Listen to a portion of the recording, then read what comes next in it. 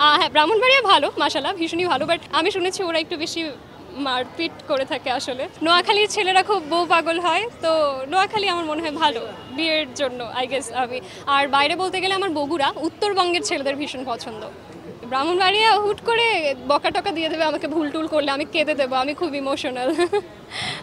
হ্যাঁ, ব্রাহ্মণবাড়িয়া ভালো মাশাআল্লাহ, ভীষণই ভালো। বাট বিয়ে করলে যদি আমাকে বকে, আমি শুনেছি ওরা একটু বেশি মারপিট করে থাকে আসলে।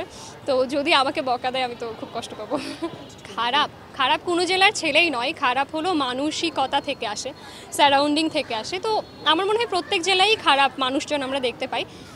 বেশি খারাপ কোনো স্পেসিফিক জেলা আমি বলবো না। সকলে যখন কোনো একটা বিষয় ব্যাখ্যা করলে বা ব্যাখ্যায়িত করলে ভালোভাবে নেয় এবং সুন্দর কথায় আখ্যায়িত করে, তখন শুনতে ভালো লাগে এবং ইন্সপায়ার হই আরও ভালো কাজ করার জন্য। বা আমার মন্তব্যগুলো কারো কাছে ভালো লাগলে বিষয়টা আমার, এটা সবারই ভালো লাগে, কারো কথা যদি কারো পছন্দ হয়, আমারও সেম। বিয়ে তো সেনাকুঞ্জে করতে চাই, আপাতত এই প্ল্যানটাই আছে। আমি সকল প্রেস ভাইকে বলবো আমার বিয়েতে আসতে, 3 বছর পর হোক 4 বছর পর হোক, আমি সকলকে দাওয়াত দেবো। আমি একদম, বাবা যখন ডিফেন্সে, আমি যখন বুঝতে শিখি বিয়ে নামক একটা বিষয় থাকে এবং সেনাকুঞ্জে বিয়ে হয়ে থাকে, তখন থেকে আমি প্ল্যান করি যে আমিও সেনাকুঞ্জে বিয়ে করব। এটাই প্ল্যান।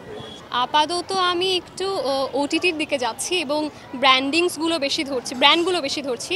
তো ব্র্যান্ডের সঙ্গে যুক্ত আছি, প্লাস আমি রিসেন্ট হোস্টিং এবং অ্যাঙ্কারিংয়ের প্রতি খুব বেশি ঝুঁকে পড়েছি। এই বিষয়টা নিয়ে আমি একটু ব্যস্ত থাকতে চাচ্ছি আপাতত। সিনেমা নিয়ে কোনো প্ল্যান নেই।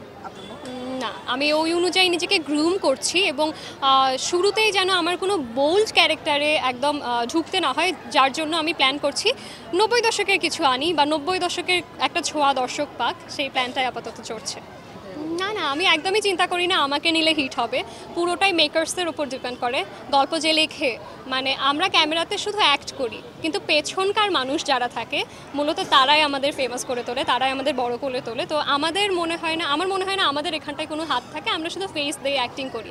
ব্যাকগ্রাউন্ডে যারা থাকে এরাই আসল লিজেন্ড বলে আমি মনে করি। জানি না, হয়তো বা বাবার ফ্যামিলির থ্রুতে এসছে, বা দাদি অনেক সুন্দর করে কথা বলতো। আমার বাবার ফ্যামিলি সকলে ভীষণই মিষ্টি করে কথা বলে এবং বাচিক শিল্পের ওপর আমার পরিবার খুব বেশি ফোকাস দিয়ে থাকে এবং সকলকে সম্মানের সঙ্গে শ্রদ্ধা করতে বলে, যার জন্য ছোটবেলা থেকে এটা আসলে আমার চলে এসছে।